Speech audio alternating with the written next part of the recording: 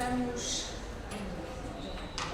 começar então os nossos trabalhos com a segunda sessão desta manhã. Vamos continuar no universo da narrativa de Mário Dionísio o tema a que está subordinada esta sessão é extraído de um texto de Mário Dionísio e diz: "Foi um muito prazer de contar que levou a melhor."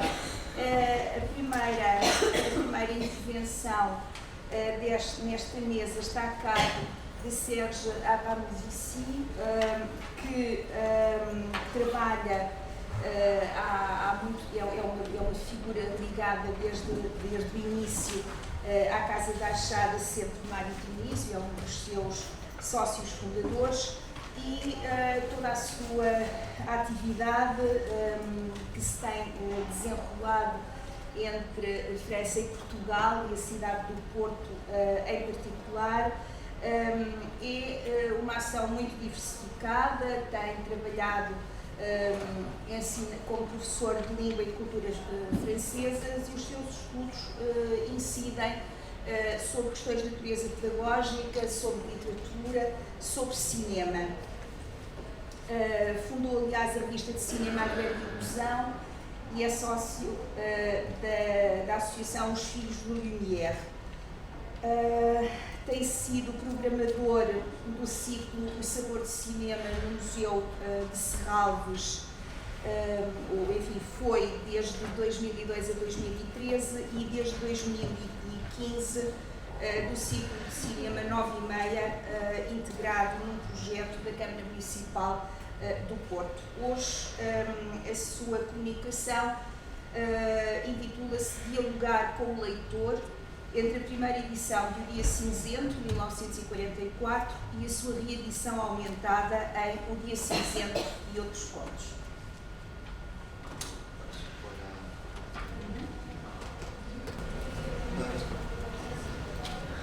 O corpus.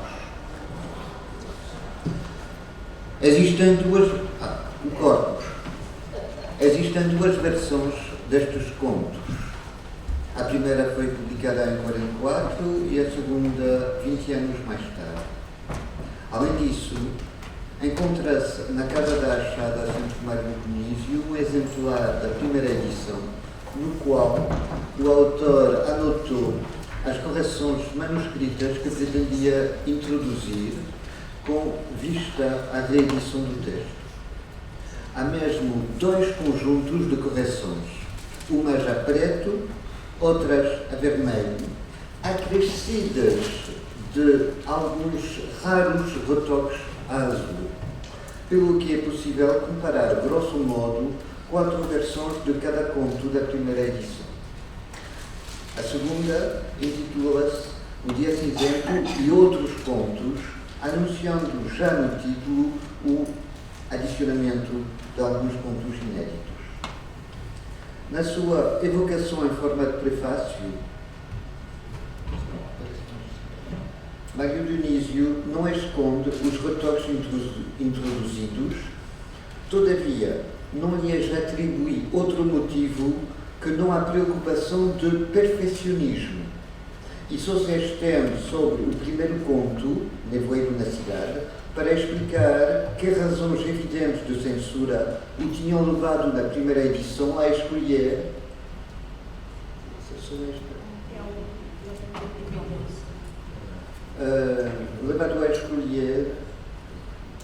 Paris, sob a ocupação alemã, como cenário para justificar a atividade clandestina que constitui o esqueleto do enredo, e que, tendo essa precaução deixado de se justificar, a narrativa passou na segunda edição a situar-se no seu verdadeiro contexto lisboeta e as personagens retomaram os seus nomes portugueses originais. Ora, quer-nos parecer que o autor pretendeu assim camuflar um profundo trabalho de reescrita a que se dispôs em prol dessa reedição. Por um lado, A deslocação geográfica em relação ao primeiro ponto tem, não somente, uma incidência monástica.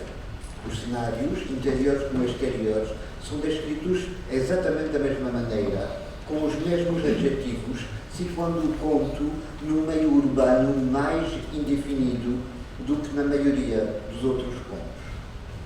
Por outro, as correções de natureza lexical e sintáxica são em número tão elevado que não é possível aceitar como satisfatória a explicação que decorre da preocupação de perfeccionismo.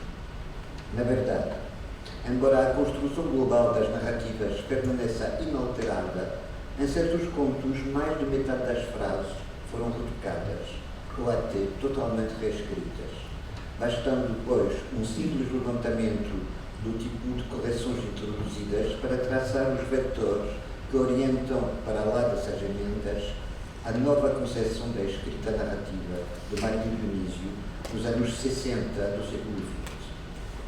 Logo à partida, constata-se que o número de supressões é sensivelmente equivalente ao número de acrescentos ou transformações. Cada um desses tipos de correções nos esclarece acerca da preocupação do autor e nos permite compreender o valor ideológico do seu perfeccionismo.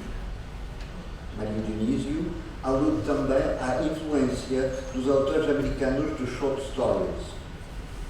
Curiosamente, omite referir-se a certas polémicas nas quais participou, a propósito do neorrealismo português e do novo romance francês, quando, na realidade, elas nos elucidam sobre o sentido das modificações estilísticas introduzidas no seu texto.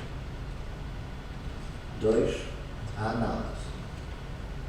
O acesso à quadro do estado do texto permitiria, porventura, elaborar, com base nas modificações introduzidas de uma versão para a outra, uma análise da evolução estilística do seu autor e detectar os critérios de perfeição, ou pelo menos de melhoramento, passível de justificar as suas escolhas de reescrita.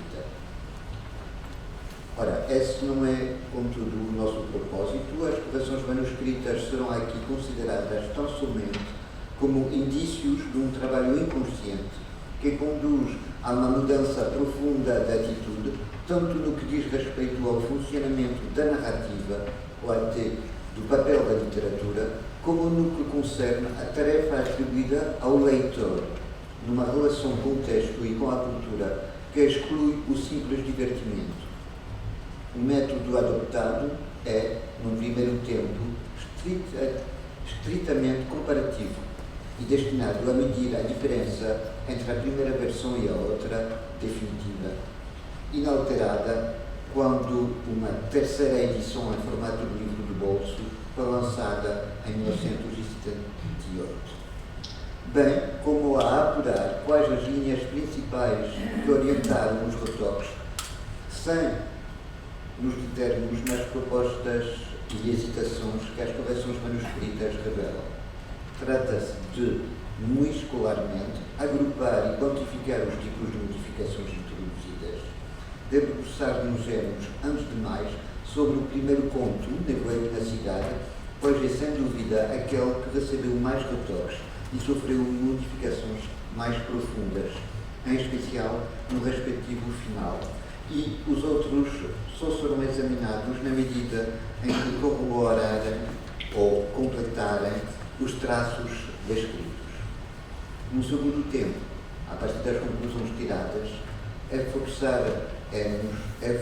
esforçar-nos-emos por mostrar de que modo, através da utilização particular de duas figuras das teorias linguísticas contemporâneas, a modalização e o discurso indireto livre, Mário Dionísio define uma nova posição para o autor e uma nova tarefa para o leitor, que correspondem a uma nova função da narrativa e uma nova responsabilidade da escrita. Por fim, enquadrando o trabalho de Mário Dionísio no seio de uma evolução biográfica e de uma dinâmica histórica e política, tanto da sociedade portuguesa como dos movimentos literários e estéticos pelos quais o autor se interessou, procuraremos situar essa escrita no contexto do campo literário ocidental do século XX. 3. Cortes. Da primeira versão à versão final, Mário Dionísio fez imensos cortes. As superações vão todas no sentido da concisão, mas são de duas ordens distintas. Em primeiro lugar, trata-se de mudar de registro. A versão de 44 está escrita num estilo esmerado, algo escolar, porventura mesmo académico, assumindo o autor o papel tradicional do taumaturgo omnisciente, tal como foi desenvolvido pela escrita romanesca, desde os romances de cavalariate aos frescos do realismo literário do século XIX. Mário Dionísio começa, então, na reescrita, por suprimir os elementos julgados supérfluos, detalhes descritivos, proposições adjetivais e quase todos os advérbios do modo, complementos de frase. Em particular, os que possuem 4 ou mais sílabas. Paralelamente, substitui as palavras precisas de raiz erudita por termos mais genéricos e familiares e, sobretudo, mais curtos ao nível do número de sílabas. Citarei como único exemplo o primeiro parágrafo do conto. Então, temos superação do advérbio automaticamente, 6 sílabas, manutenção do mesmo sujeito dedos, sem atribuição de caráter humano ao respectivo membro, a mão verificou, mudança final de sujeito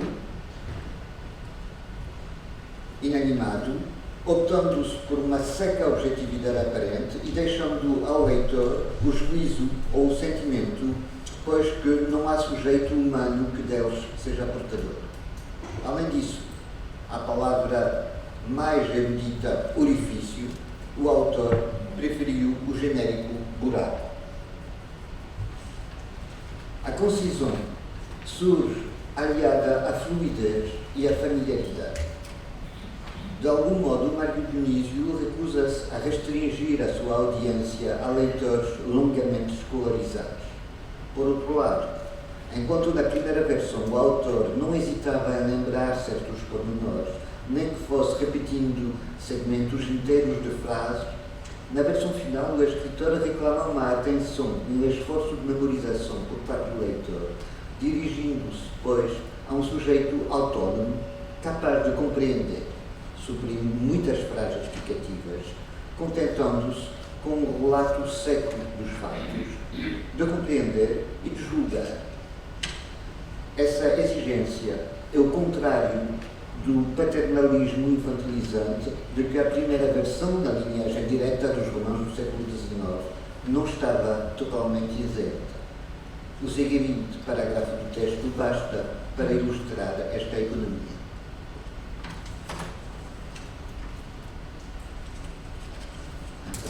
Superação do advérbio sempre, eliminação da audição do barulho revelador, elipse a colmatar pelo leitor, mas precisão, acrescento da ação que se desenrola no quarto, eliminação do movimento de cabeça e, sobretudo, das especulações quanto à abertura da porta. O era é incompatível com o discurso indireto livre sobre o qual mais adiante nos debruçaremos, sendo, pelo contrário, característico da posição do narrador omnisciente, simultaneamente solidário da personagem, sentimento de estranheza, mas exterior a ela, narração impessoal no passado. Por fim, superação da descrição da gestualidade de verificação e restituição da ação ao sujeito humano e não à sua sinagoga digital. Por muito realistas que sejam os detalhes suprimidos, o autor, doravante, julga que eles constituem uma distração que atrasa o desenvolvimento do tema principal, tema central, aliás, obscuro e mais nefasto do que os seus motivos, ou seja, o medo. Aliás, todo o livro podia ser descrito como narrações sobre o medo. os medos. Mas, desde os primeiros parágrafos, compreende-se que os retoques efetuados não decorrem apenas do estilo ou do perfeccionismo, antes traduzem uma mudança estética e política mais profunda. 4. Modalizações e discurso indireto livre. Talvez seja útil recordar a definição dessas noções desenvolvidas pela linguística. O modalizador traduz a apreciação que o locutor faz do seu próprio enunciado. Os advérbios ou locuções adverbiais, como sejam de certo, talvez, certamente, etc., são modalizadores. O condicional também pode ser considerado um modo modalizador, na medida em que marca a incerteza do enunciador relativamente ao seu enunciado.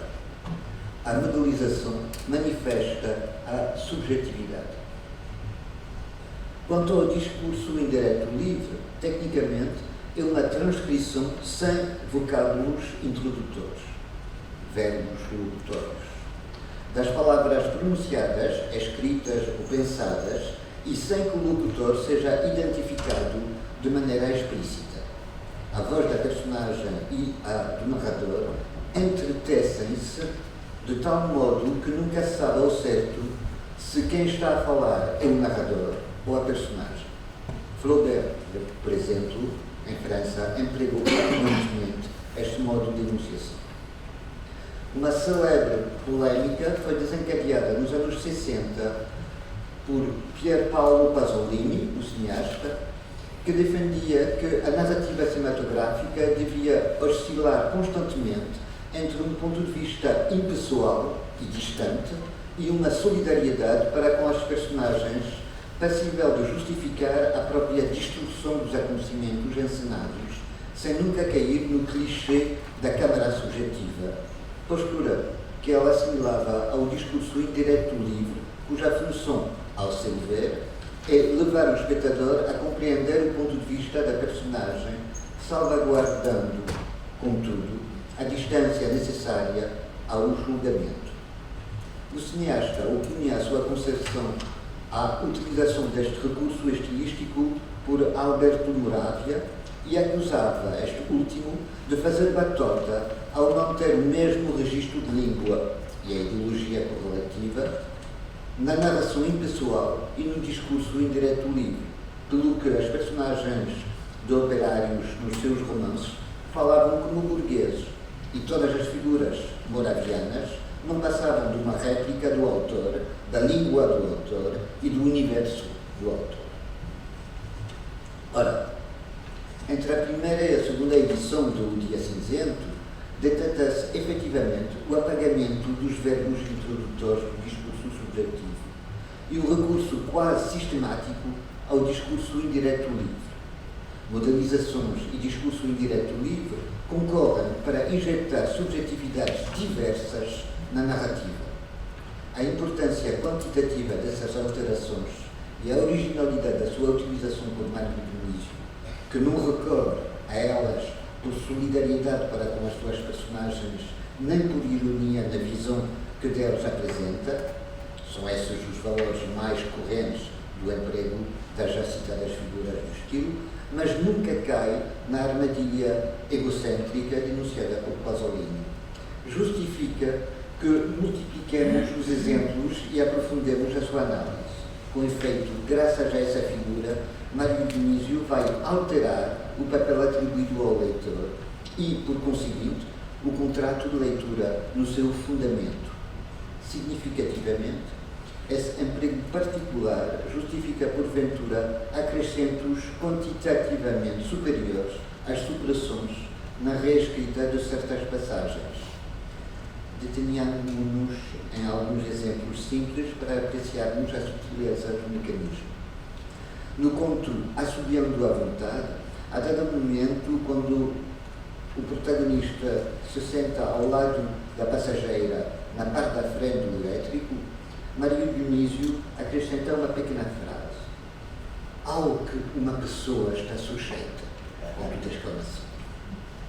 De quem é esta fala ou este pensamento?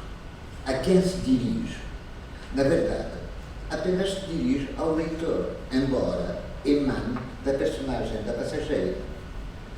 Nem solidária, nem irónica, nem solidário, nem irónico, este reparo faz com que o leitor seja forçado a tomar posição em relação à recriminação da passageira, a comprometer-se, a tomar partido, a responder-lhe mentalmente.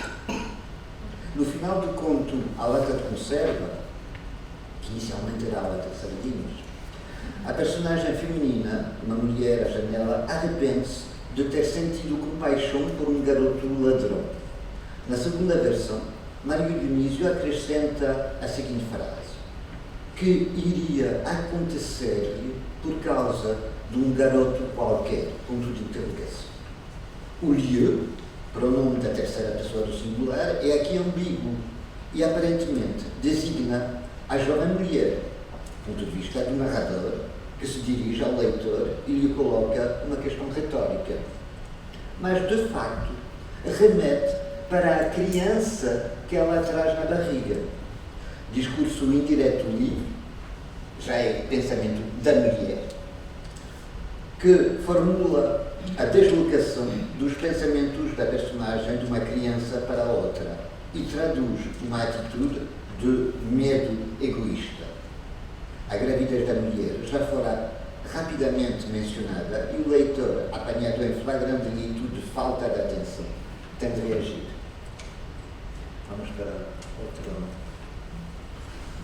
Então, o autor, aqui, acrescentou uma série de frases curtas que correspondem aos comentários trocistas proferidos por Luísa. Estamos no primeiro conto, outra vez. Mas quem, neste diálogo rememorado, terá anuído, pois não, ponto de interrogação, opera-se um curioso choque temporal e enceta-se um diálogo entre o presente e o ausente, na continuidade de uma narrativa em que o desfazamento temporal não se encontra marcado por uma mudança de tempo verbal. Assim, a segunda pessoa do singular, no início do parágrafo, só pode remeter para a personagem que lança contra si mesmo censuras eivadas de desprezo.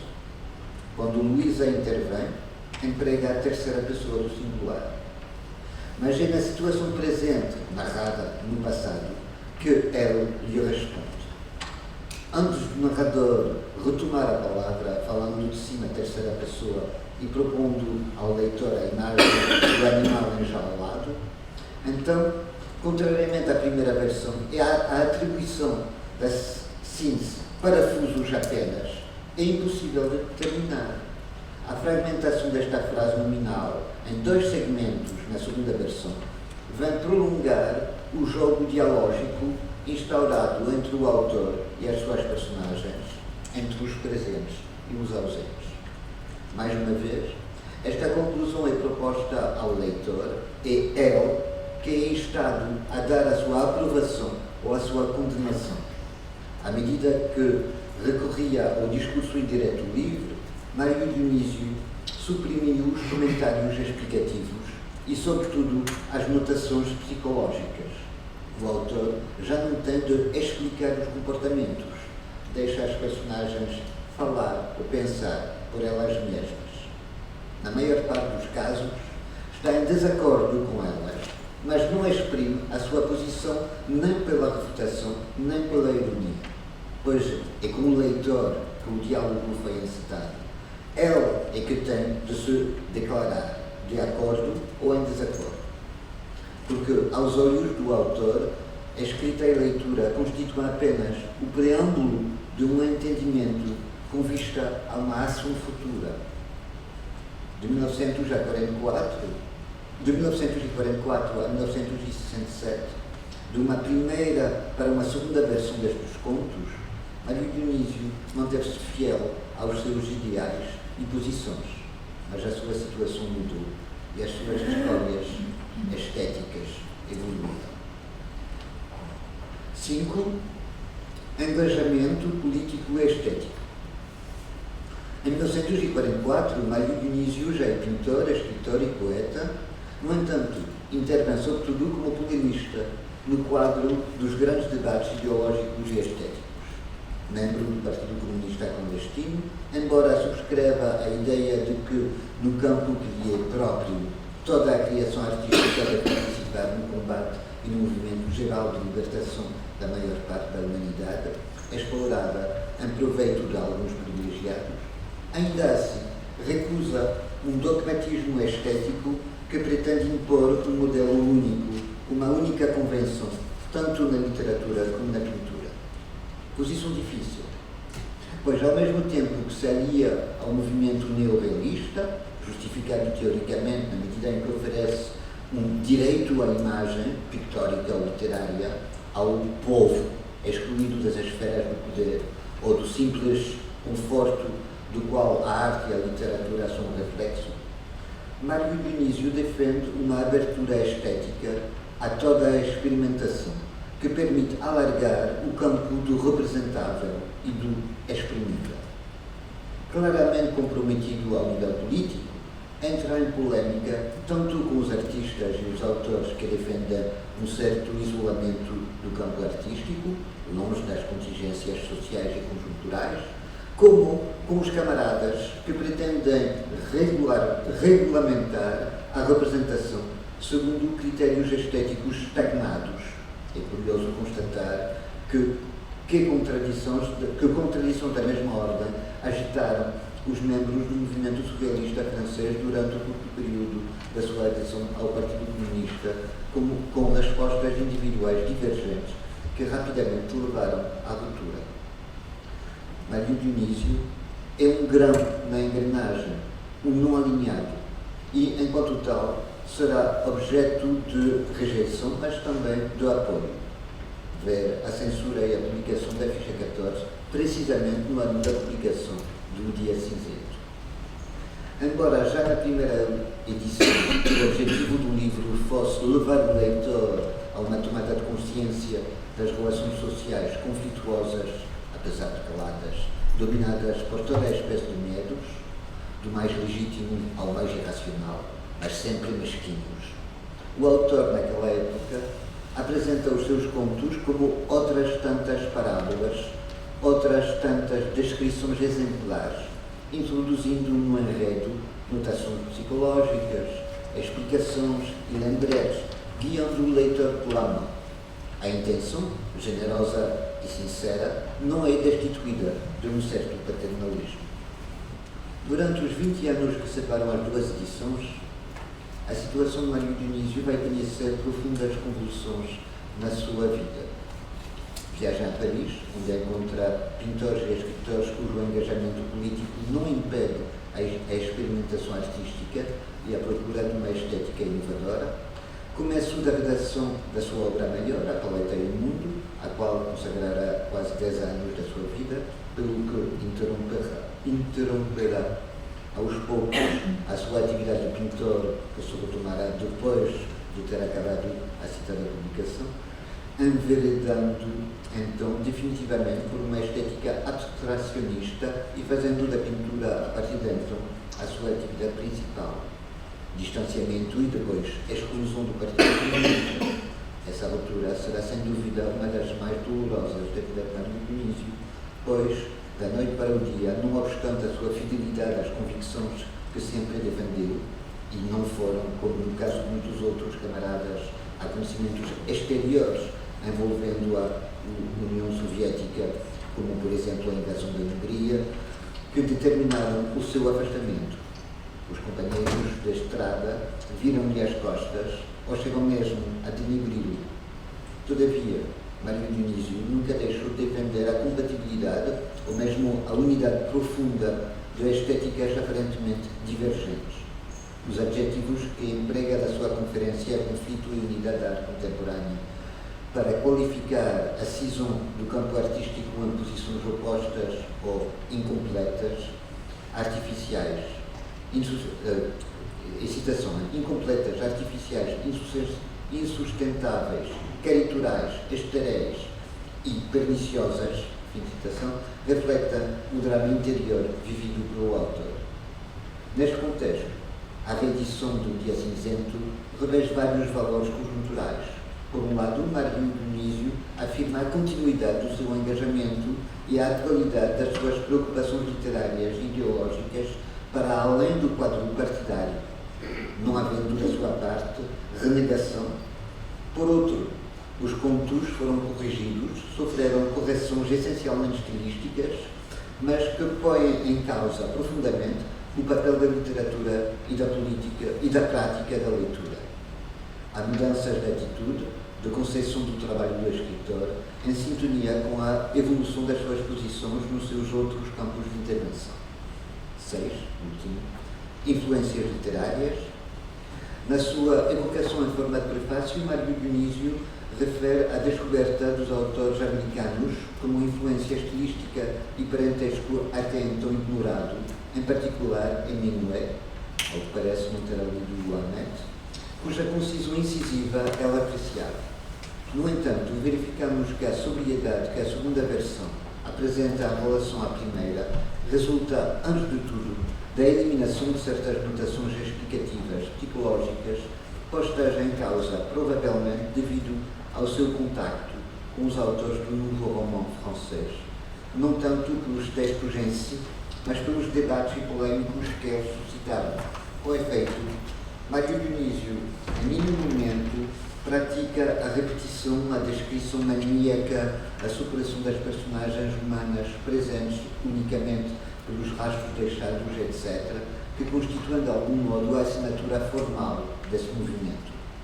Mas de Sarraute talvez retenha a consciência dos tropismos, ou pelo menos dos movimentos invisíveis da psique humana que podem desembocar numa inversão semântica das palavras pronunciadas, com a própria banalidade da frase a dissimular o drama profundo e os sentimentos exacerbados e impossíveis de exprimir. De Robbe-Grillet talvez conserve a consciência de que a aparente objetividade descritiva camufla uma curiosidade frustrada que pode alterar, por projeção ou formulação de hipóteses delirantes, a percepção do visível, acabando um insignificante por se revelar o equivalente do patético. De Butor recorda certamente a preocupação de definir sintaxicamente o lugar e o papel do leitor, mesmo que nunca se dirija diretamente a ele, nem procure fazê-lo vestir a consciência da personagem através do emprego exclusivo da segunda pessoa do singular, como em La Modification.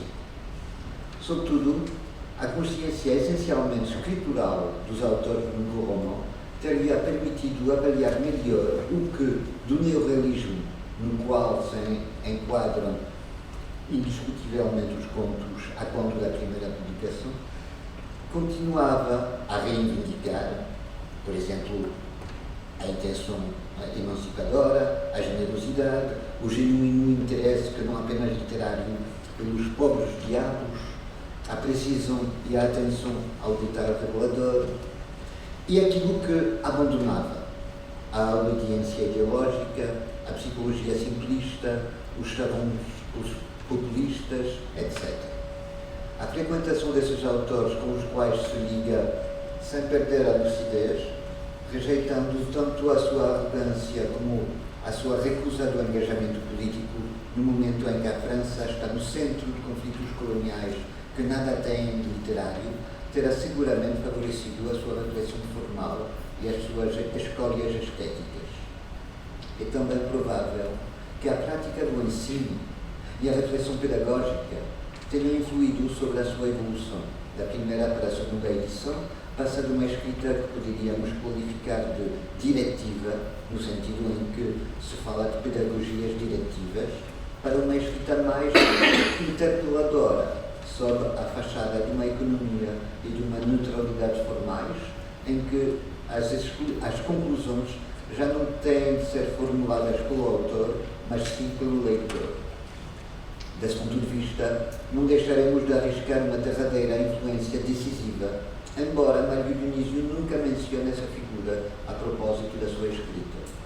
Mas os textos teóricos de Brecht, embora traduzidos relativamente tarde para português, tocaram, não obstante a censura e o isolamento do país, os intelectuais portugueses a partir de 1948, através da sua tradução em língua francesa e foram discutidos na maior parte dos círculos.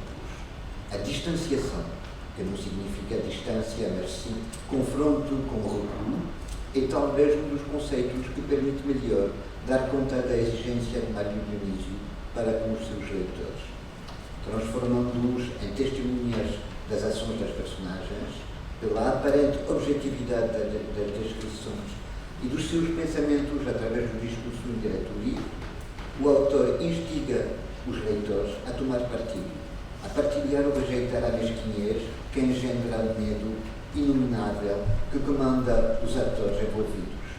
Muito precisamente, como o Brecht esperava que o espectador reagisse às contradições expostas de Chanté, Puntilla ou Grocha. A promoção do leitor, que se vê investido não apenas da faculdade, mas do direito de julgar, é paralela a uma ampliação da responsabilidade do autor e implica uma redefinição da função e do funcionamento da literatura. Entre as duas edições do Dia Cinzento, entre intervenções e expulsões, fidelidades e separações, lutas e obstinação, Mário Dionísio elaborou os meios formais necessários à realização na prática deste projeto.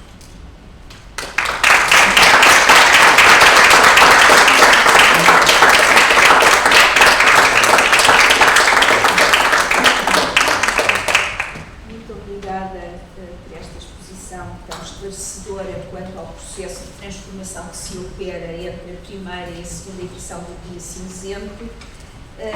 Passamos agora à segunda edição, que vai estar a cargo de Bertrand Romero, que é professor de castelhano e tradutor de português e que, estudante de mestrado em estudos brasileiros nesta faculdade, tem em curso a preparação de uma dissertação sobre a obra de Machado de Assis. Hoje, o Bertrand vem falar-nos do conto em Mário Dionísio. Obrigado. E também obrigado, especialmente também à Casa da Estrada do Centro Mário Dionísio, por me terem disponibilizado documentos desde Lisboa até Barcelona, que foi muito útil, dada a distância. E também obrigado pelos convívios, conversas, no fundo, que são o que originam o interesse por Mário Dionísio, mais do que outra coisa, depois vieram as leituras. Frustração também no início, porque quero dizer muita coisa e temos só 20 minutos, portanto vamos ter de cortar imenso. Mas pronto. Pensar. Era preciso pensar.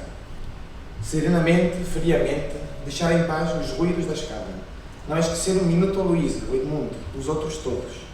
Senti-los à sua volta, apesar do nevoeiro, atravessando o nevoeiro, pondo-lhe a mão no ombro. Que falta faz a mão do amigo apertar-nos o ombro? Ele próprio explicar um dia ao Edmundo e a Luísa que não eram mais que parafusos de uma máquina enorme. Um parafuso. Aí está o que tu és, o que tens de ser, o que deves ser. A Luísa ri da comparação infeliz. Um parafuso não pensa, não resolve nada. Pois não, mas que seria de uma máquina que faltassem parafusos? Parafusos apenas, numa citação que foi comentada há pouco. Temos esta ideia, no fundo, um bocadinho negativa do parafuso que não pensa, mas que é necessário. Vamos ver também ao longo desta conversa, se esta ideia de não pensar é tão pouco optimista, os parafusos afinal também pensam. É um fragmento do Nevoeiro na Cidade, primeiro conto do Dia Cinzento, e vamos contar alguns detalhes da escrita no Dia Cinzento mais concretos. Já se tem falado várias vezes da razão pela qual Mário Dionísio localizou o Dia Cinzento na cidade. A sociedade são todas pessoas, também a pequena burguesia citadina, que também tinha responsabilidade na situação social do momento e sem deixar de, por isso, ser neorrealista.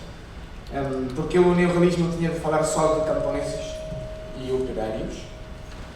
Mas vamos ver como a cidade não é só um pano de fundo. Vamos ver como a cidade não é só um pano de fundo dos contos, mas um dos eixos à volta dos quais vira a poética de Mário Dionísio. Neste caso. Os contos do Dia Cinzento estão tecidos de frases curtas, lapidárias, secas e cortantes às vezes. parecem sentenças. Estas frases são os pontos de sutura que criam unidade nos contos e que também os unem entre si. Permitem ao narrador avançar, descrever de forma mais lírica, entrar no ciclo das personagens, voltar para trás, sublinhar algumas ideias-chave sem perder o ritmo e a concisão. Como faria um texto, de facto, um ritmo muito particular. Muitas destas frases curtas vão repetindo-se a miúdo e por isso esta ideia de sentença lapidária vai marcando o ritmo, mas também vai deixando claro qual é o peso das ideias que se desenvolvem no conto. Os parafusos em Nevoeiro na Cidade são um bom exemplo disso. Aparece ainda mais vezes ao longo do conto. E o corte das raízes, que é esta citação, este fragmento. Uns dias sentia remorsos, outros saltaram por cima disso e entregaram-se toda àquela alegria desenfreada de sair, sair, sair. 3 vezes a palavra. Em Morena Vulcão temos outra vez esta tríade também. À medida que o comboio se aproximava da cidade, o mundo mudava. Adeus praias, esplanadas, guarda-sóis de 1000 cores, massas sombrias de grandes edifícios cresciam, tapavam o mar, trepavam pelo céu, chaminés enfarruscadas, barracões, montes de carvão e de lenha ao lado da linha, barcaças negras, casas pardas, casas, casas, casas. Esse claramente como há um ritmo muito particular destes contos, que aliás vai repetindo mais à frente, e às vezes são as palavras que se repetem, às vezes são ideias, motivos no sentido quase musical da palavra, como se estivéssemos a ler uma partitura. A textura dos contos, portanto, é urdida como se fosse uma fuga, em muitos casos. Motivos apresentados, evoluídos, retomados outra vez, invertidos, num contraponto de parafusos, de pequenas peças. Os parafusos em Nevoeiro na Cidade. As partes de uma maquinaria, aparentemente fúteis, mas completamente imprescindíveis. As partes pequenas sem as quais a máquina maior não funcionaria. O dever de ser aquele parafuso que é necessário, embora seja mais fácil ficar em casa, como protagonista de Nevoeiro na Cidade, em vez de ir ao café e confrontar o perigo que isso poderia representar. Isto faz referência, não só às palavras, mas também à vida dos homens, à sociedade, à cidade, portanto, à luta e a cada palavra do conto. Por isso é tão interessante a reescrita do Dia Cinzento nesse aperfeiçoamento de detalhes, de parafusos, no fundo. Na consciência de cada palavra ser necessária e aquela palavra precisa. Muitas vezes o peso da repetição destes motivos ou palavras vai salientar objetos concretos, detalhes desses objetos, imagens, como se a câmara fizesse um zoom in e no ponteiro do relógio que se aproxima das 7 horas, em Nevoeiro na Cidade, e que marca o fim do conto. Um relógio que também, no fundo, está criado com parafusos e outras engrenagens. Um plano de detalhe na mão que abre a porta no início do mesmo conto, numa citação que já vimos, mas repito. Os dedos grossos passaram no trinco, no buraco da chave, na lingueta. Só depois empurraram a porta devagar. O fecho estalou e muda de parágrafo imediatamente sem vermos o homem inteiro, que é o que dizia. Também no conto Lata de Conservas, que trata de uma mulher com burguesia média, no dia seguinte a uma festa, que não para de cingir o robo e de desprendê-lo várias vezes, enquanto o narrador diz assim: fazer qualquer coisa, não dar pelo tempo. Os olhos pousavam nas coisas ao acaso, cinzeiros cheios de cinza e pontas de cigarro marcadas de batom, jornais, almofadas e cadeiras fora do lugar, cálices sujos. O banho ia levar, como sempre, um tempo imenso a preparar. Sentou-se no Maple, pegou num livro qualquer que ficara em cima da mesa, abriu-o, folheou. Voltou a pôr-o na mesa, voltou a pegar nele, a folheá-lo. Fazer qualquer coisa enquanto a água corria. Não dar pelo tempo. Neste caso, há várias repetições. A robe que abre e fecha, o livro também que abre e fecha, e a frase não dar pelo tempo, que neste sentido poderia ser também uma representação do tédio desta classe, desta mulher. Mário Dias Ramos dizia no Diário de Lisboa, em 67, falava sobre essa técnica do olhar que acabamos de ver agora. E cito: Mário Dionísio valoriza os objetos e a localização dos mesmos. Daí resultando para toda a engrenagem de narrativa, engrenagem, outra vez, esta palavra que tem a ver com os parafusos, para toda a engrenagem da narrativa, uma coesão e um clima de realidade que se completam à medida que a citação da história se estrutura de harmonia com o que nela existe de psicológico e, digamos, de social. focalização dos objetos, das coisas que vivem cotidianamente com o homem, suponho também com a mulher, sua situação e sua relação entre si, sua própria qualidade, seus efeitos, sua cor ou luz, os seus reflexos psicológicos. É o espaço do humano que aparece nos contos de Mário Diniz. No dia cinzento, esse humano aparece indissoluvelmente ligado à cidade. Já contei alguns aspectos formais, mas, a meu ver, um dos assuntos deste livro e de cada um dos seus contos, e aliás a maior parte dos contos de Mário Diniz, é a cidade, quase como protagonista, ou sem quase como protagonista. Pronto.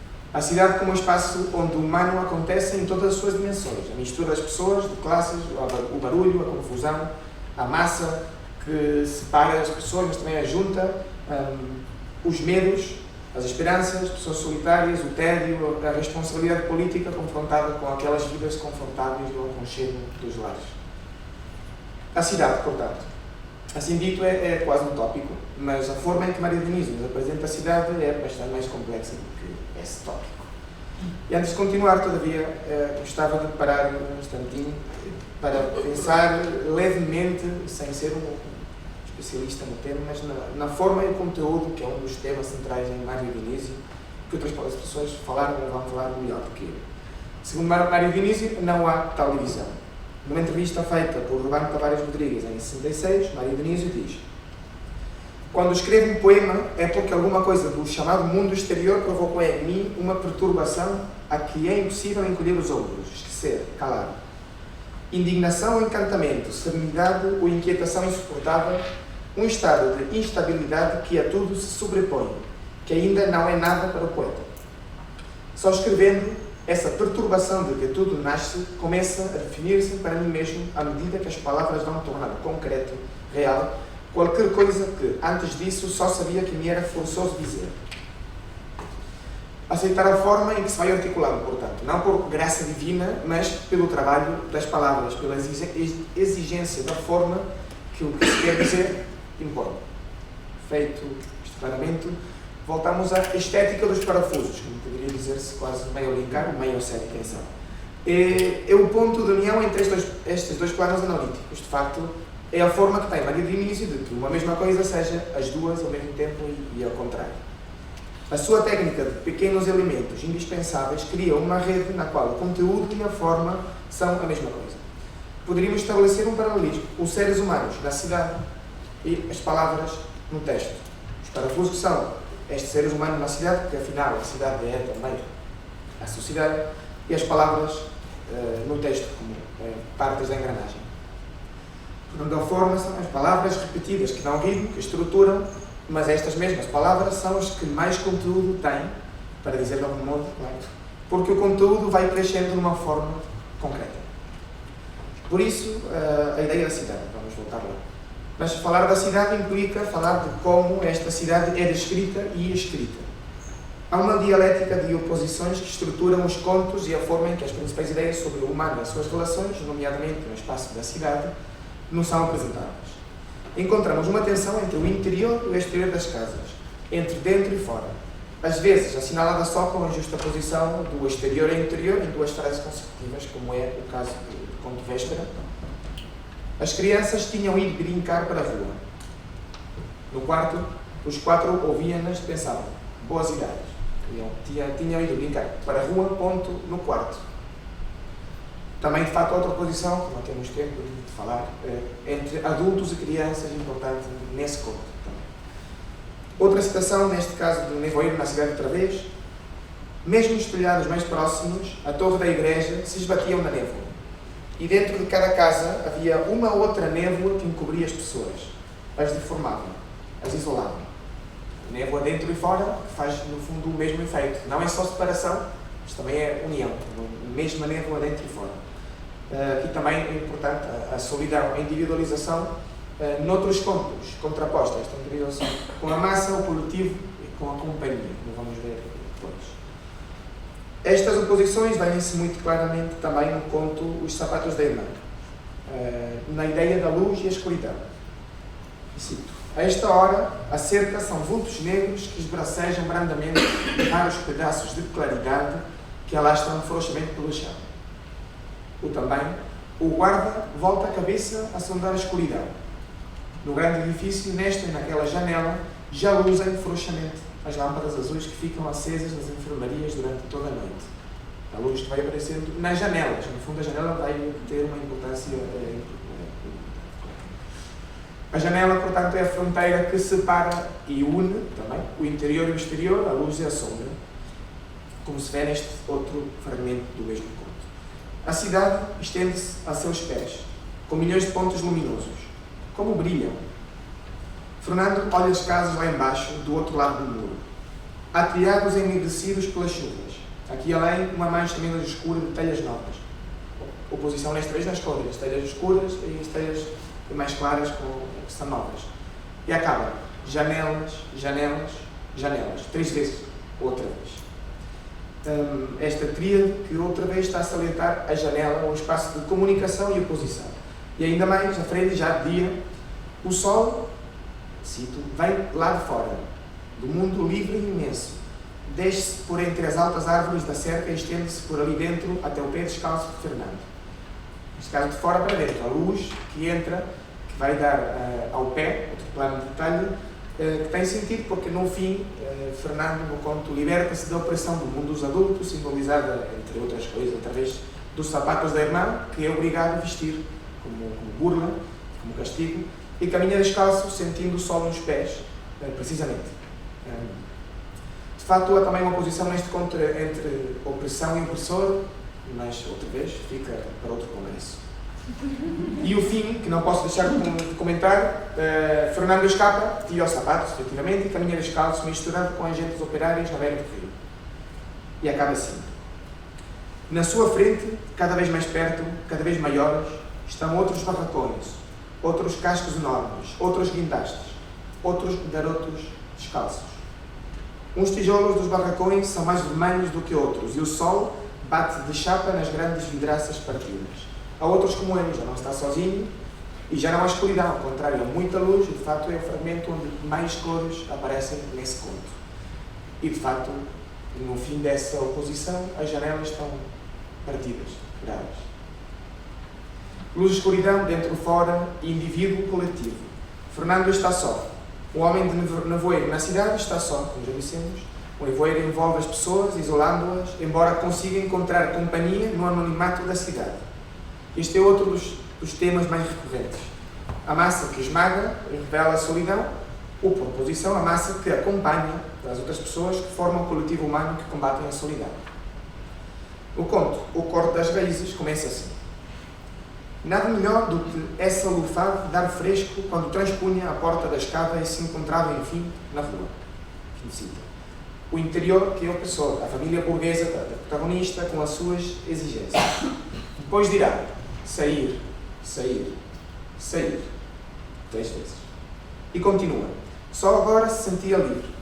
A casa alargava-se nas montras da sua rua. Só quando dobrava a esquina e mergulhava nas ondas de gente da avenida, saía mesmo de casa. A rua era aquilo, aquela liberdade. Aquilo tanto faz. A invisibilidade da massa, a liberdade, o anonimato visto de forma positiva. Mas, ao mesmo tempo, num conto muito particular, que é o que fecha a coletânea Entre Cafés e Pensamentos, que para mim liga muito tem muita ligação com os contos da morte para os outros.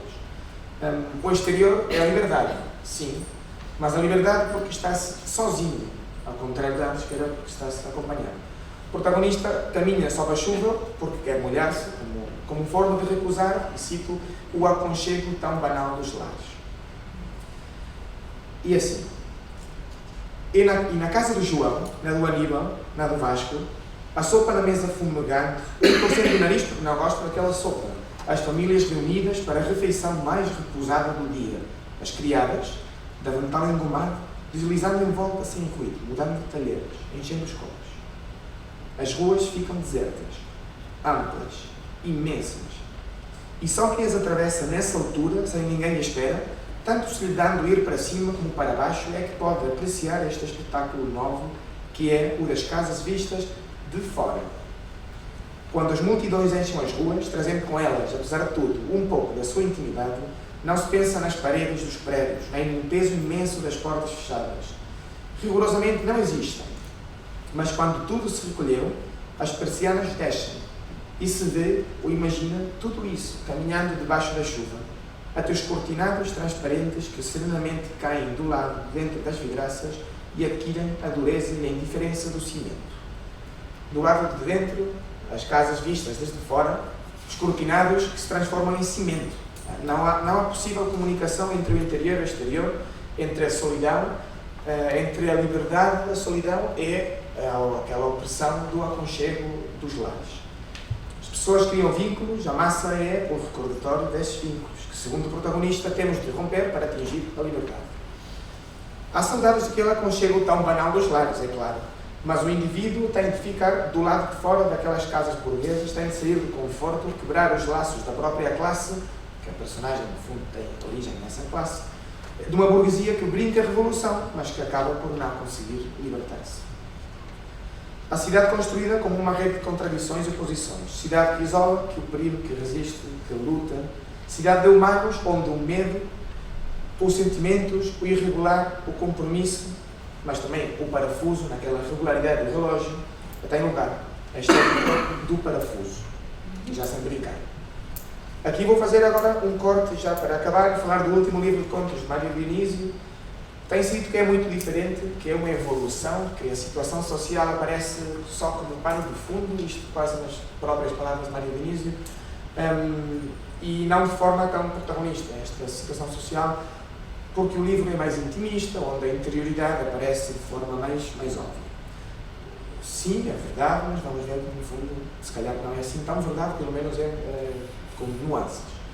Em primeiro lugar, com as convenções do dia cinzento, temos como esse intimismo, ou a palavra não gosto dela, essa subjetividade também era o objetivo de Mário Dionísio nas convenções.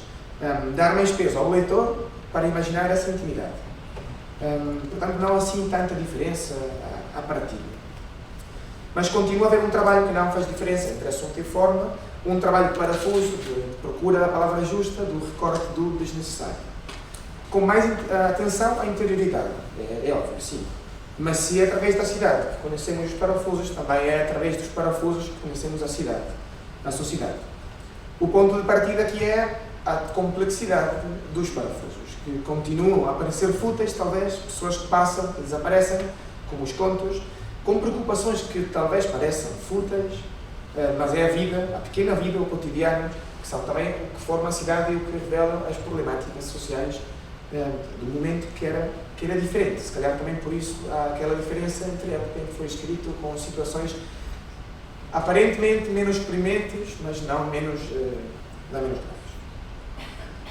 As oposições são menos evidentes, embora no primeiro conto a figura de proa haja uma especial atenção aos vidros, à luz que entra através deles, e a construção, é verdade, é diferente. Há um esforço, para não repetir, do que já foi dito, em se pôr na pele dos outros, um narrador muito mais caleidoscópico. Se antes era o discurso indireto livre, aqui é um narrador que narra a sua própria experiência, só que é na pele de uma mulher idosa ou de um kid, embora também haja discurso indireto livre, mas não há tempo para uma análise muito correta. O zoom, que falávamos antes, aquele zoom in dos objetos, parece aproximar-se também, neste caso, para as pessoas, para criar uma composição diferente, alargada, de certa forma, ao mesmo tempo que focaliza, alarga a visão do humano e da sociedade. Há uma certa abertura, as oposições são menos fortes e menos feridoras. No conto, A Morte para os Outros, retrata uma viagem de metro, uma mulher, o reconhecimento da filha de um antigo amor, e então, a partir dessa situação, aproveita para rever a vida toda e a situação atual dela própria, com esperanças frustradas ou não, com o passado, o futuro, a morte. Só morrem os outros, é óbvio, até que um dia, se calhar os outros somos os outros dos outros. Mas é engraçado porque há um zoom in muito importante neste personagem, que é diferente do que faz na mulher que aparece no elétrico assobiando à vontade. Onde as personagens do elétrico são todos como uma representação da microsociedade inteira. Já estou quase a acabar. Vou mais rápido ainda. Cito um fragmento do Como as Estrelas Cadentes. Depressa a multidão engoliu, um pássaro assustado. Há milhares deles por aí, e todavia não se veem caídos pelas ruas. Brilham um breve instante na nossa escuridão e logo os 115, com as águas do Tejo, os levam para sempre. Faz-me lembrar, inevitavelmente, a impressão de Baudelaire, a estética que se dizia, a beleza está no facto de passar e desaparecer. Como estrelas cadentes, como a mulher do metro e como as personagens que vão apresentando nos contos, é que, mesmo sem acabar, o conto, que muitas vezes é final aberto, passa e vamos para outro conto. Num texto do próprio autor publicado no Jornal de Comércio em 45, titulado Ainda a Intervenção do Autor, diz que é uma união entre ética e estética, porque a estética é transmitir como é o mundo e a realidade, e a ética é convencer que esta descrição da realidade é a realidade, é a visão do mundo. E cito: por isso não é possível criar com neutralidade, é preciso dar-lhe ao público os caminhos porque é possível entender a realidade, separar os elementos que são significativos dos que não o são, selecionar, sintetizar. Fim de cita. Parece que esteja a falar do ofício de contista, ou até do ofício do Congresso, que é cortar e selecionar. Portanto, se o artista não pode não intervir, tem de escrever a realidade. E isto é representar os caracteres típicos, os tipos sociais, que não quer dizer personagens estáticas. Representar caracteres típicos e também situações típicas, isto é, circunstâncias que obrigam os caracteres típicos a agir, que os cercam, pô-los em situação de crise, e quando estes personagens interagem na cidade, portanto, na sociedade, é quando são postos em questão, o leitor é obrigado a pensar e agir, talvez. Na segunda edição do Dia Cinzento, o amelhoramento vai nesse sentido também, sem repetir. Mas na morte, é para os outros, como é que se articula esta criação de tipos sociais menos dialética e talvez mais fluida, se pode dizer assim, através do início ao fim. O livro começa com uma cita do próprio Mário Diniz, que não sei se cita-se a si próprio noutro poema e simplesmente inventa a cita pela ocasião. Diz: as ondas quebram-se na praia e dão lugar a outras ondas. Só o mar continua. Bom, portanto, estamos a ver o início e o fim, que no fundo é o marco onde o conto e a ação ocorre, tem lugar.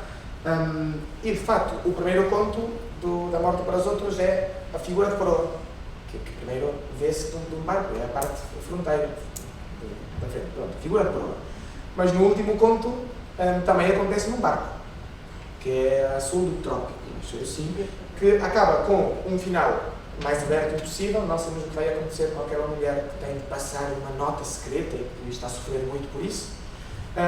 O barco passa por nós, desaparece, acaba o livro, não há, quer dizer, acaba, não há mais páginas, mas a história também não acaba.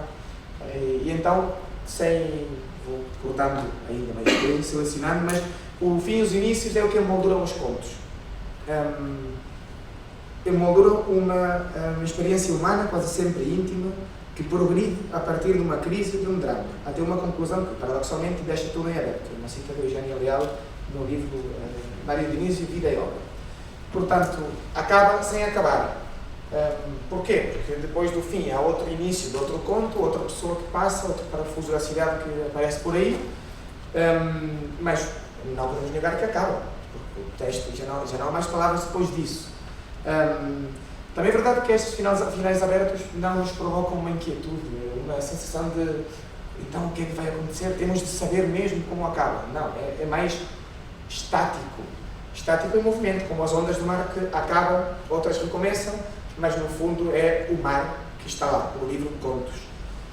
E já, para acabar tudo, é mesmo no fim, temos, portanto, a estética dos parafusos e a estética das ondas do mar, que no fundo, já vimos, é a ética dos parafusos e a ética das ondas do mar. Simplificando, claro. Os parafusos são apenas pequenas peças insignificantes, mas que concentram o sentido todo, e as ondas do mar que acabam não acabando, conformando um todo que tem um significado. As palavras-chave, o ritmo, as pessoas que passam na cidade e desaparecem sem saber o que acontecerá com eles e que têm toda a importância na conformação da cidade, da sociedade e da obra e da política e tudo. Não sei se na obra do Marganismo, mas pelo menos no que eu analisei. Há muita mais coisa para dizer que ficou fora mas, como já disse, se calhar é para o segundo Congresso Internacional Mário Dionísio. Obrigado.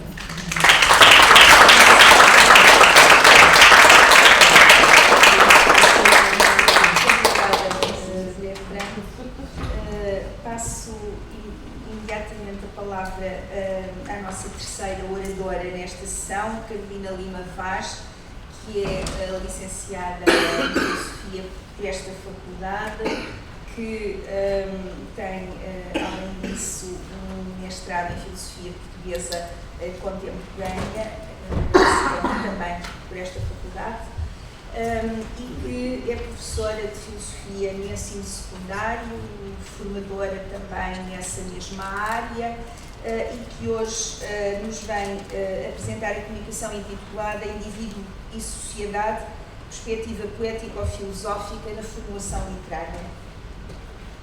Títulos são títulos. O meu vozeirão dá, não dá. Assim fica melhor, fica pior. Vais para trás. Que vozeirão, meu Deus. Então é assim, títulos são títulos. A gente, eu nunca compagino muito bem com os títulos de qualquer espécie. Foi o puro prazer de ler que levou a melhor. E eu poderia dizer que em Mário Dionísio há contos para todos. Depois de ouvir aqui os oradores anteriores, esta conclusão confirmou-se.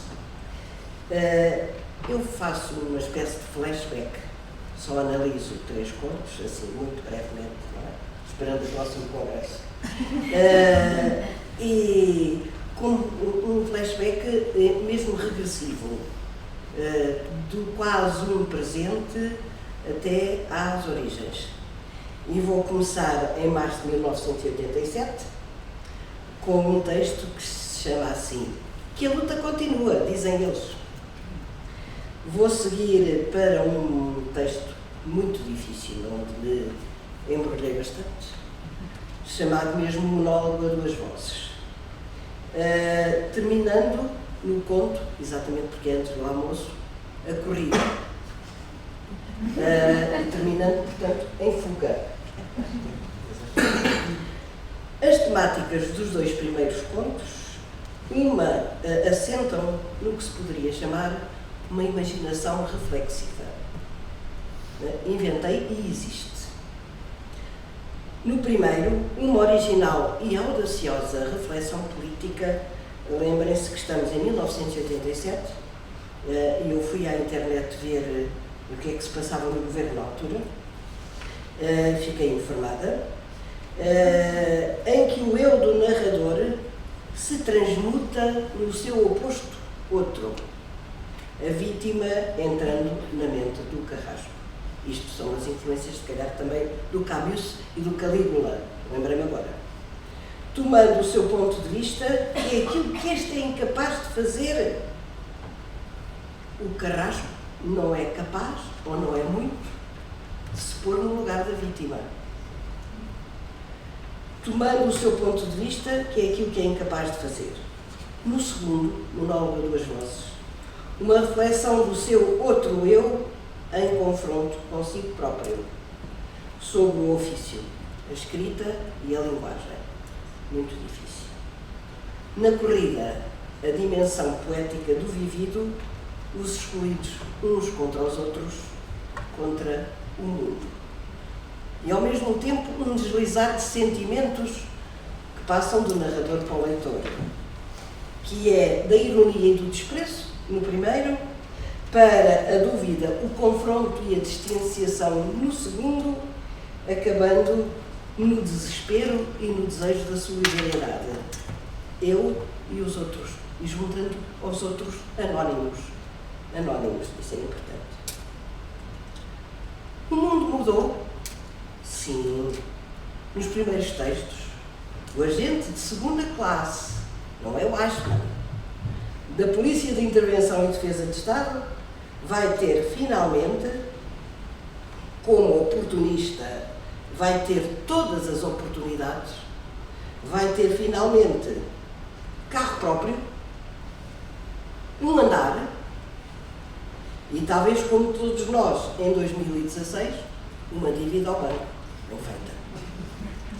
O pobre do Eugénio tem de deitar fora a lambergite. Cá está novamente o objeto. Há objetos que nunca mais acabam. Estava-me a lembrar da vassoura, que é também um outro objeto com que ele conversa. Talvez tenha um ar mais feminino, penso eu, não sei. Mas para os excluídos não mudou assim tanto. Continuam como professor da corrida à procura de emprego. Hannah Arendt, com quem eu me fui meter muito brevemente, salvo seja, teórica dos tempos sombrios do século XX, afirma em As Origens do Totalitarismo, numa parte sobre o sistema totalitário, que um dos passos prévios à dominação totalitária é o assassínio da pessoa moral. O assassínio da pessoa moral implica o desrespeito pela dignidade humana, a falta de solidariedade, não só a falta de solidariedade, o sentimento de que a solidariedade é absurda e a confusão de solidariedade e caridade. Dentro da lógica do salve-se quem puder. Implica também uma lógica de impunidade para os carrascos e a justificação do crime. E agora cito, tenho imensas citações. Que mal tinha eu, afinal, que não tivessem feito muitos outros? Matei um homem, sim senhora, mas em que condições? No assalto a uma casa, um resto de chão, com quintais nas traseiras, o gabiru, reparem na linguagem, a linguagem do conto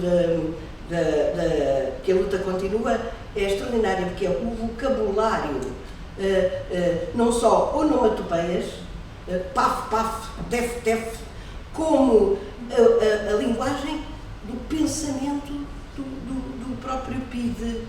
Portanto, a senhora que vai de amarelo, e a gente vê que é um amarelo vivo. A esquerdalheira, que eu adorei, porque é um termo absolutamente contemporâneo. E depois, a croia, tive de ir ao dicionário. Croia, eu sabia lá o que era croia. E achei extraordinário, é um insulto que fica guardado. O gabiru a querer escapar-se, gabiru, acho lindo. Saindo pela janela, eu saltando atrás dele, deito-lhe a mão ao casaco, ele mete-me a joelhada cá no sítio que até vi estrelas, consigo ainda puxar pela pistola e lá vem a onomatopeia e pá, pá, deixo logo ali estendido. Quem é que teve a culpa? A necessidade de justificação está aí. É uma das coisas que me faz impressão em relação à existência do bem e ao problema do mal, é que o mal precisa de se justificar. E ao justificar-se, o mal não se assume como tal. E se calhar esse é que é o mal. Bom, o carrasco é inocente, incapaz de se confrontar com as consequências dos seus atos. A culpa é sempre da vítima. Este homem não é um monstro. É um serzinho egoísta. Um chico esperto a fazer pela vida. Um pequeno cápula desde sempre. Eu fizeram uns desviositos nos dinheiros lá do serviço e então deu-se o caso reinativo da própria PIDE andar atrás de mim. Acho isto. Esta é a ironia que me fez rir. O narrador carrasco medíocre não é solidário de ninguém, nem dos poderosos que afinal fugiram com comodidade, tenho inveja dos que fugiram com comodidade do Carmo, nem dos seus colegas, tantos, mas tem cúmplices excelentes, com ele parecidos em todos os lugares. Cá os meus são os outros, os que foram ficando, os que souberam esperar, os que souberam mudar de figurino sem fingidos pudores, e aí estão eles, mais democratas que ninguém. 87. Diz Hannah Arendt em carta a Slohen, eu não sei como é que se diz, eu não sei alemão, 1963. Se o mal pode devastar o mundo inteiro, é porque, como um cogumelo, se propaga à superfície. Para que o mal se propague, aí temos um erro, onde conjugamos todos. Os bons tempos já lá iam. Nem vale a pena falar disso. Bons tempos, ricos tempos. Há lá coisa que pague ver os outros com o rabo tef-tef, cheios de medo de nós. sabendo muito bem que a gente lhes pode limpar o sebo sem haver novidade. É bom recordar estas coisas. Inquietante e incomodativo é uma das missões da escrita. Está em Mário Dionísio. Ai, já passou tudo. Não, acabou. Ainda falta uma coisa. Não vamos almoçar. O Monólogo a Duas Vozes é um texto difícil, mesmo pensando em Pirandello. Não dá. Pode ser lido como um contraponto musical. Estamos outra vez na música, o que é curioso. A música e a fotografia e o Mário Dionísio. O termo tem origem no latim, como toda a gente sabe, e eu justifico o contraponto. Justifico com uma citação. Pode ler-se Nota à margem de Lúcio António Tavares. É Lúcio António Tavares. Lúcio António Azevedo. Agora troquei o nome. António Azevedo, meu Deus. Sem esperar por qualquer resposta. E o que escrevem os outros? Não vai dar tudo também ao que mais lhe interessa? Ao que no fundo eles próprios são? Contranota de Eugênio, igualmente falando de si para consigo. Então não temos um monólogo de duas vozes, ficamos aqui com um monólogo de 4 vozes. Um contraponto 2 a 2, neste momento. Vamos supor que sim. O importante, porém, é perceber que se trata de outras coisas. Dizer-se contra o sistema e ser mesmo contra ele, diferença. Pergunta-se, o efeito purificador do espectador de si mesmo levará à harmonia? São 2 vidas e 2 escritas, e uma delas ficou para trás. Qual a que se sonhou e qual a que afinal se viveu? É uma crítica a um neorrealismo, eu diria, mais primário, mais puro, mais naturalista, que está também ainda e em Mário Dionísio até ao fim. Qual afinal era a verdadeira? Persistem as 2 teimosamente, mas são compatíveis? Têm algo em comum para lá do passado? Afinal, ainda se riem. E aí há uma citação do Renascimento, de Joaquim Belé, que é um texto sobre Ulisses e que é de facto aí, enfim, a cultura nossa. E ainda e sempre Ulisses e a viagem. Pensando a viagem, houve sim e muito bela. Ambos se lembram. Mas a felicidade do depois, onde está ela, ao meu Ulisses, no regresso? E os teus? Onde estão os teus? Será Eugênio, o passado de Lúcio? Ele só 2 imagens. E agora temos aqui a parte que se refere ao campo. Passo para o campo. Passa no seu carro, da autoestrada, o Lúcio António Azevedo, passa da cidade ao campo. Desabafar com Eugênio, estar com ele uma boa meia hora, eis o seu regresso à natureza. Tanto tiveram, talvez ainda tenham de comum. O contraponto começou na invenção dos nomes e dos ambientes onde se movimentam os personagens. E aqui eu devo agradecer ao David Mourão Ferreira ter-me obrigado a ler a Confissão de Lúcio. Lúcio António Azevedo. E lembramos a Confissão de Lúcio porque aqui há também a suspeita de um crime. Porque cadáver há, de outra espécie. Assassinado e assassino podem ser a mesmíssima pessoa, é evidente. Lúcio António Azevedo não arredará pé dali enquanto não puder reconhecer esse cadáver, neorrealista, sobre a mesa, esquartejado, com pedaços espalhados pelo tapete, sendo, aliás, ele próprio parte interessada no processo. Ele a rasgar tudo o que tentou fazer, a telefonar para o jornal, e aí a telefonar para o jornal é muito engraçado, porque telefonar para o jornal não tem problema nenhum, porque há sempre pessoas a quererem escrever no lugar de, e portanto arranja-se outro. O crítico alemão anda sempre a passear de um lado para o outro, portanto talvez qualquer dia se voltem a ver. E os da mesa redonda arranjam outro para a mesa redonda em 3 tempos. Autenticidade e dúvida no processo mortal e imortal, que é o processo criativo, no diálogo feroz, com a dificuldade e a diferença. A ferocidade também me atrai. O Lúcio António Azevedo vive num ambiente urbano. O seu quarto de trabalho está cheio de fumo dos cigarros que consome sem parar. A verdade. Vai comer uma santa ao café da frente, onde o conhecem vários vezes. No ímpeto de libertação, vai ao encontro de Eugênio. Eugênio, cá estão os nomes, purista, fora de moda, que parou no tempo, teimoso, solitário, entregue há 50 anos ao trabalho sem mais. O velhavas, em pijama, com a barba por fazer, descalço, que vive numa espécie de domínio abandonado numa casa perto do Pinhal e do mar. O ofício é o mesmo. Mas tudo para o Eugênio começa numa frase e a partir dela.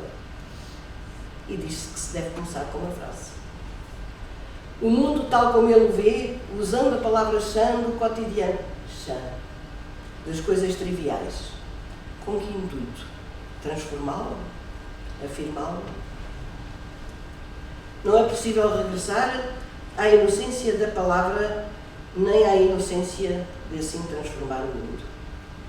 Lúcio António Azevedo, seu amigo, que ainda não esqueceu as folhas em que trabalhara aquela manhã e a sua dificuldade de descobrir no texto perspectivas diferentes, tão ricas ou mais que as propostas pelo autor, que o leva a dizer a Eugênio: "O que tu queres é voltar ao choradinho à portuguesa. Coitado do pobrezinho, etc. e tal. Mas o teu pobrezinho anda hoje por aí de carro comprado a prestações. Onde tu estás é fora do teu tempo." Onde está a síntese harmónica? Encontra-se no amor ao ofício e ao trabalho que este dá. Ofício tão necessário como respirar, enquanto se resiste ao esquecimento. E no riso, não no sorriso, que o passado comum traz. Hannah Arendt em A Vida do Espírito. A arte que transforma objetos dos sentidos em coisas do pensamento, arranca-as primeiro totalmente para fora do seu contexto, com o fim de as tornar não reais, e assim as prepara para a sua nova e diferente função, que é recriar a realidade. A corrida é uma espécie de, entre aspas, retrato do autor enquanto jovem desempregado. Um rapaz sobretudo cinzento, com a bola levantada, entrou na leitaria da esquina e foi direto ao balcão. Eu estou-me a ver sem sobretudo cinzento, claro.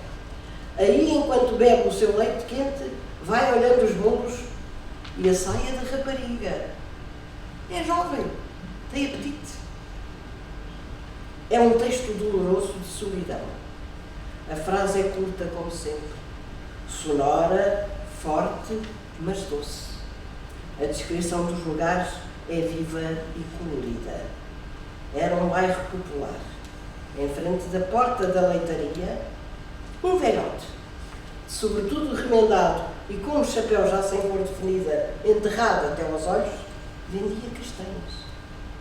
As pessoas paravam em volta do cesto e do assador tisnado, recebiam os cartuchos de papel, pagavam, seguiam pela rua fora. Aqui, o leitor, cá estão também os sentidos, o papel dos sentidos é importante, cheira às castanhas. E o seu cheiro mistura-se com o ar frio do inverno, quase vemos o fumo a sair do assador. O jovem atravessa o beco com interiores mais que modestos e abre o portão de ferro. Agora temos aqui a pintura que está sempre mais ou menos presente, com a tinta gasta pelos anos e belas manchas de ferrugem. Belas, reparem, belas. Olhem, não é irónico. Ali acabava de chofre o beco escuro e triste. Muitas crianças corriam, agarravam-se, fugiam num pátio espaçoso e arborizado. Tentou atravessar o pátio. Uma criança veio esbarrar com ele e ele pousou as mãos de fugida na cabeça da criança para protegê-la, sentindo nos dedos a longínqua felicidade do mundo perdido. Gostaria de ter um primeiro ano. Esta é uma boa lição. Talvez fosse possível descobrir gente, criar pessoas, pessoas e não carrascos. Volto ao princípio. E não carrascos, nem espias dóceis de carrascos. E se lhes tivesse a nascer uma vocação de professor? Mas o nosso professor candidato está condenado ao fracasso. Falta-lhe tudo. O dinheiro, o emprego, a saúde e os antigos colegas. Alguma coisa crescia nele enquanto corria. Agora, alguma coisa crescia. O iluminava por dentro, o empurrava depressa, cada vez mais depressa, pelas ruas fora, de gola levantada, no meio de muitos outros homens, sobretudo cinzentos e golas levantadas. Não está sozinho. E a pergunta impõe-se, e assim acaba. Como desenvolver hoje, isto é para os jovens, enfim, para todos, como desenvolver hoje um imaginário com capacidade de transformação social?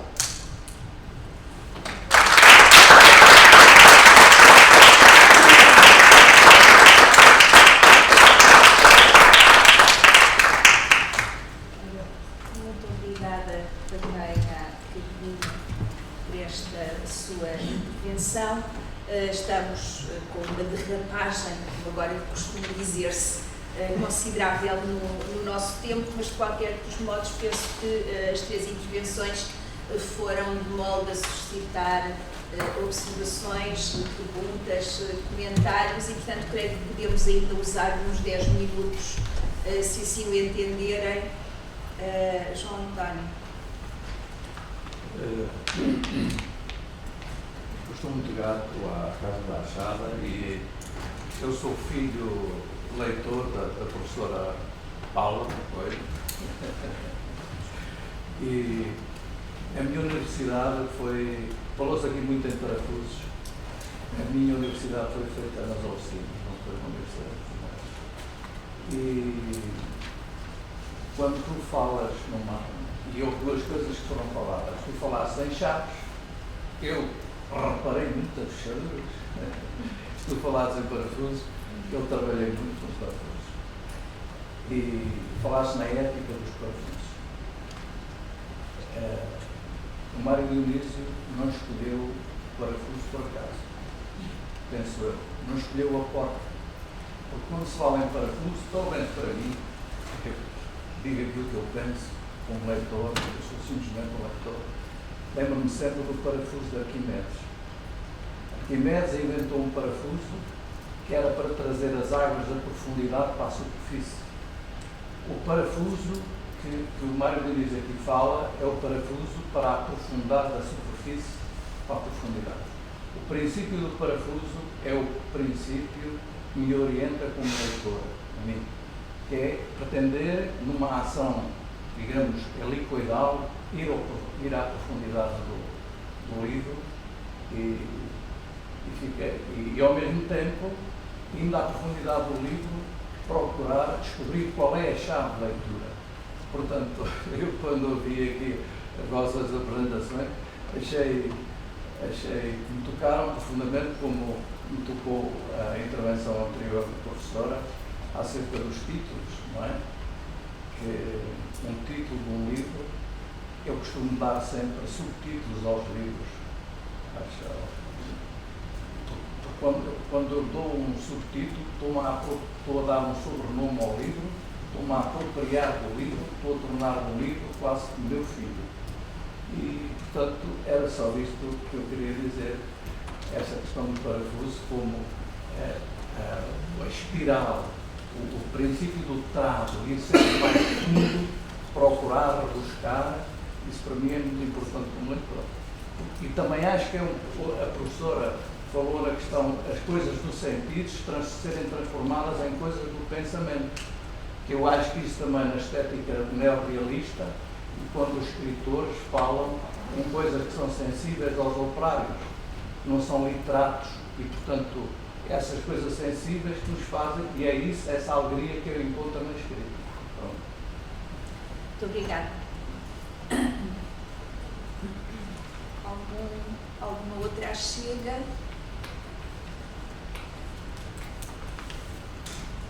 Aparentemente não. Sendo assim, eu renovo o meu agradecimento a todos os participantes. Eu creio que foram contributos importantes para o avanço no conhecimento dos contos de Mário Dionísio, com perspectivas muito diferentes, mas complementares. Terminamos por agora, regressamos às 2:15. E gostava de lembrar, a pedido da organização, que hoje, ao fim da tarde, pelas 18:15, o Coro da Achada canta no Anfiteatro 1.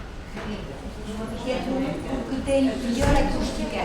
Queria também lembrar uma coisa importante, amanhã há lugares no autocarro para ir a França Cristina, ainda há lugares, e portanto as pessoas interessadas podem ir inscrever-se aqui. A entrada foi uma das nossas secretárias, a Raquel Lima.